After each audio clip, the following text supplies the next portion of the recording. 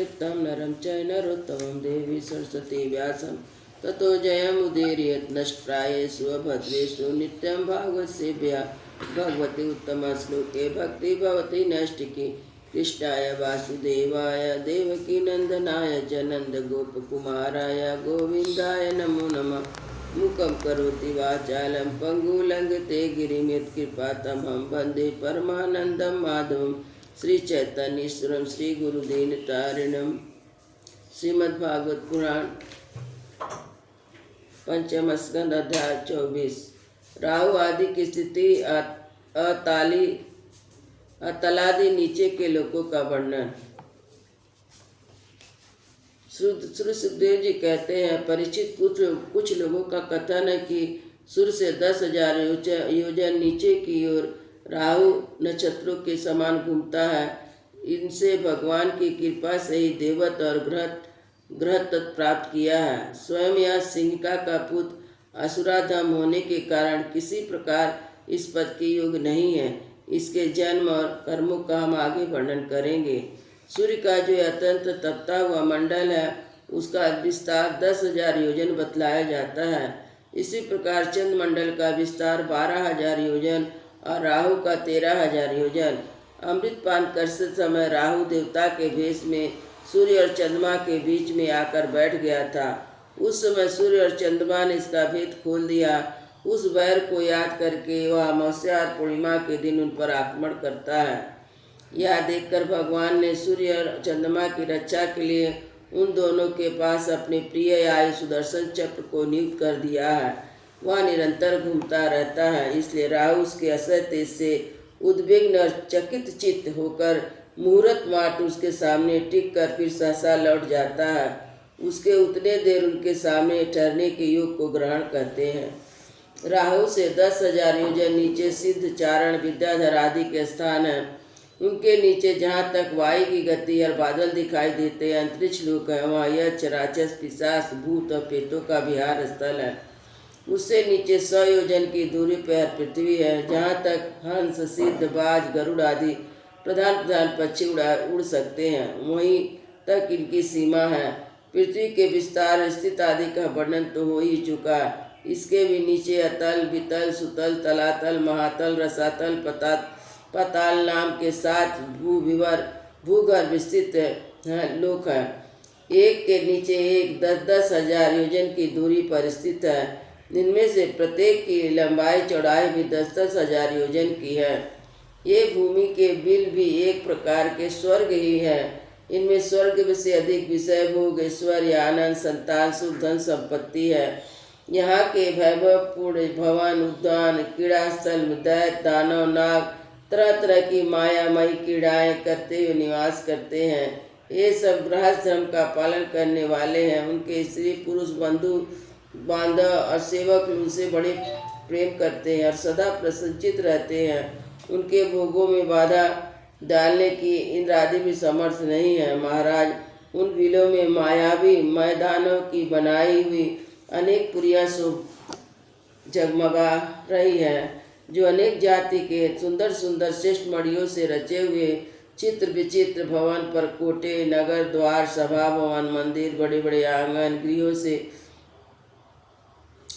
से सुशोभित तथा जिनकी कृत्रिम भूमिया पर नाग, असुरों के जोड़े, कबूतर, तोता, मैना आदि पक्षी किलोल करते हैं। ऐसे पातालाधिपतियों के भव्य भवन उन पुरियों की शोभा बढ़ाते हैं। वहाँ के बगीचे भी अपनी शोभा से देवलोक के उद्यानों की शोभा को मात देती है। उनमें अनेक प्रकार के वृक्ष हैं, जिनकी सुंदर डालियाँ, फल फूलों के गुच्छे हैं। कोमल कपोलों के भार से झुकी रहती है। तरह तरह की लताएँ अपने अंग पास से बांध रखा है। वहाँ जो निर्मल जल से भरे हुए अनेक जलाशय हैं, उनमें विविध विहंग के जोड़े विलास करते हुए रहते हैं। इन वृक्षों के जलाशय में सुषमा में उद्यान बड़ी शोभा पा रहा है। इन जलाशयों में रहने वाली मछलियाँ जब खिलवाड़ करते हुए उछलती हैं तब उनका जल हिलने लगता है। साथ ही जल के ऊपर उगे हुए कमल, कुमुद, कुबलय, कल्हार, नील कमल, लाल कमल, शतपथ कमल आदि के समुदाय भी हिलने लगते हैं। इन कमलों के इन कमलों के वनों में रहने वाले बच्चे अविराम क्रीड़ा कौतुक देखते हुए भांति भांति की बड़ी मीठी बोली बोलते रहते हैं, जिसे सुनकर मन और इंद्रियों को बड़ा ही आह्लाद होता है। उस समय इंद्रियों में उत्सव आ जाता है। वह सूर्य का प्रकाश नहीं जाता, इसलिए दिन रात आदि काल विभाग को कोई खटका नहीं देखा जाता। वहाँ के संपूर्ण अंधकार को बड़े बड़े नागों के मस्तकों की मड़ियाँ दूर करती है। इन लोगों के निवासी, जिन्हें औषधि रस, रसायन, अन्न पान, स्नान आदि का सेवन करते हुए सभी प्रकार दिव्य होते हैं। इन दिव्य वस्तुओं के सेवन से मानसिक और शारीरिक रोग नहीं होते तथा झुर्रियाँ भी नहीं पड़ती है। बुढ़ापा जाना, देह का कांतिहीन हो जाना, शरीर में दुर्गंध हो जाना, पसीना चूना, थकाट आदि शिथिलता आना, वायु के साथ शरीर की अवस्थाओं का बदलना, ये कोई विकार नहीं होते। सदा सुंदर, स्वस्थ, जवान, शक्ति संपन्न रहते हैं। उन पूर्ण पुरुषों के भगवान के तेज स्वरूप सुदर्शन चक्र के सिवा किसी साधन से मृत्यु नहीं हो सकती। सुदर्शन चक्र के आते ही भय के कारण असुर रमणियों का गर्भस्राव और गर्भपात हो जाता है। आतल लोक में मैं दानव का पुत्र असुर बल रहता है, जिसने 96 प्रकार की माया रची है। इनमें कोई कोई आज भी मायावी पुरुष में पाई जाती है। उसने एक बार जमाई ली, उस समय उसके मुख से केवल अपने वर्ण के अनुसार रमण करने वाली कामनी अन्य तरुण पुरुष से भी समाकम तरुण पुरुष भी उस जली 3 प्रकार की स्त्रियां उत्पन्न हुई। वे सब लोक में रहने वाले पुरुषों को हाटक नामक रस पिलाकर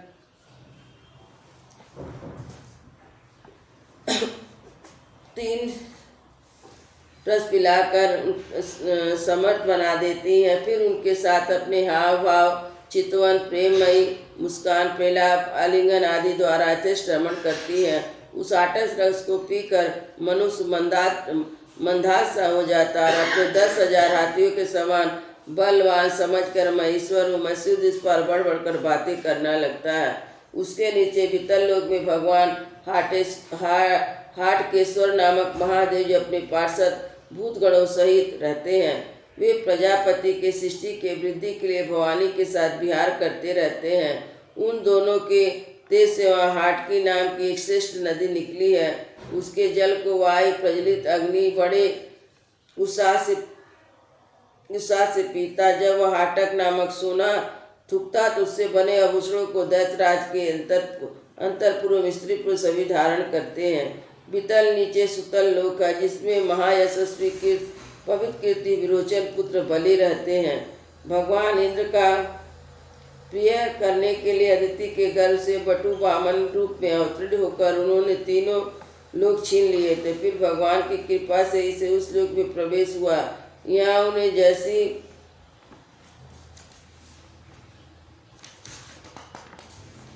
जैसी उत्कृष्ट संपत्ति मिली वैसे इंद्र आदि के पास भी नहीं। अतः उन्हें पूज्यतम प्रभु अपनी धर्माचरण द्वारा आराधना करते आज भी निर्भयता पूर्वक रहते हैं। राजन, संपूर्ण जीवों के नियंत्रण आत्माराम परमात्मा भगवान वासुदेव जैसे पूज्यतम पवित्रतम पात्र के आने पर उन्हें परम श्रद्धा और आदर के साथ स्थिर चित्त से भूमि दान का यही कोई मुख्य फल नहीं है। बलि को सुतल लोक में ऐश्वर्य प्राप्त हो गया।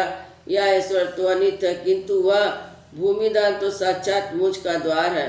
भगवान को जो चीखने, गिरने और फिसलने के समय विवश होकर एक बार नाम लेने पर ही मनुष्य सहसा कर्म बंधन को काट देता है, जबकि मुमुक्ष लोग इस कर्म बंधन को योगा, साधन आदि अनेक उपयोग का आश्रय लेकर बड़े कष्ट से वही काट पाते हैं। अतः अपने संयमी भक्त और ज्ञानियों को स्वरूप रूप प्रदान करने वाले और समस्त प्राणियों की आत्मा भगवान को आत्मभाव से निवेदन किए भूमि दान का यह फल नहीं हो सकता। भगवान यदि बलि को उनके सर्वस्व दान के बदले अपनी विस्मृति कराने वाला या माया में भोग ऐश्वर्य ही दिया तो उन्होंने उस पर कोई अनुग्रह नहीं किया। जिस समय कोई और उपाय ना देकर भगवान ने याचना के छल से उनका त्रिलोकी राज्य छीन लिया, और उनके पास केवल उनका शरीर मात्र शेष रहने दिया। तब वरुण पास में बात कर पार्वत की गुफा में डाल दिए जाने पर उसने कहा, खेद या ईश्वरशाली इंद्र विद्वान होकर भी अपना सच्चा स्वार्थ सिद्ध करने में कुशल नहीं है। इसने सम्मति लेने के लिए अनन्य भाव से बृहस्पति को अपना मंत्री बनाया। फिर भी उसकी अवहेलना करके उन्होंने विष्णु भगवान से उनका दास्य न मांगकर उनके द्वारा मुझसे अपने लिए भोग ही मांगे।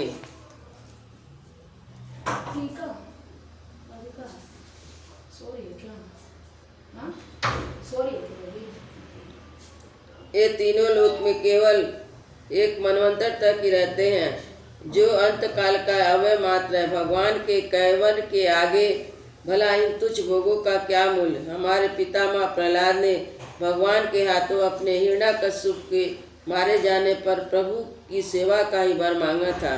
भगवान देना भी चाहते तो भी उनसे दूर करने वाला समझकर उन्होंने अपने पिता का निष्कंटक राज लेना स्वीकार नहीं किया। ये बड़े महानवी थे। मुझ पर तो ना भगवान की कृपा ही है, ना मेरी वासना ही शांत हुई। फिर मेरे जैसे कौन पुरुष उनके पास पहुंचने का साहस कर सकता है।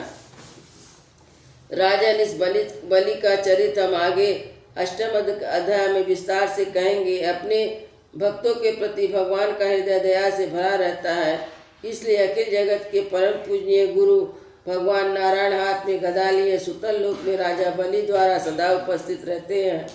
एक बार दिग्विजय करता हुआ घमंडी रावण वहां पहुंचा, तब उसे भगवान ने अपने पैरों के अंगूठे की ठोकर से लाखों योजन दूर फेंक दिया था। सुतल लोक के नीचे तलातल है, वहाँ त्रिपुराधिपति दानवराज में रहता है। पहले तीनों लोकों को शांति प्रदान करने के लिए भगवान शंकर ने उसके तीनों पुर भस्म कर दिए थे। फिर उन्हीं की कृपा से उसे यह स्थान मिला। माया वियोग का परम गुरु है, महादेव जी के द्वारा सुरक्षित है, इसलिए उसे सुंदर चक्र से कोई भय नहीं होता। वहाँ के निवासी बहुत ही आदर करते हैं।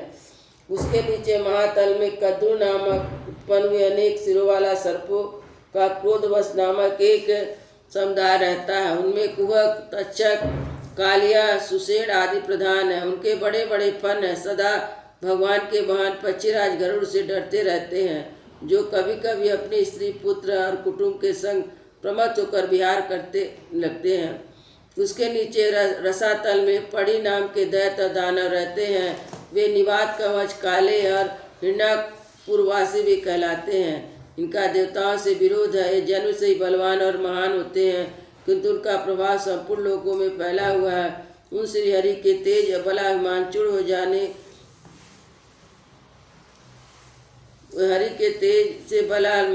जाने के कारण सर्पों के समान लुक छिप कर रहते हैं। इंद्र की दूती शर्मा के कहे हुए मंत्र वर्ण रूप वाक्य के कारण सदा इंद्र से डरते रहते हैं।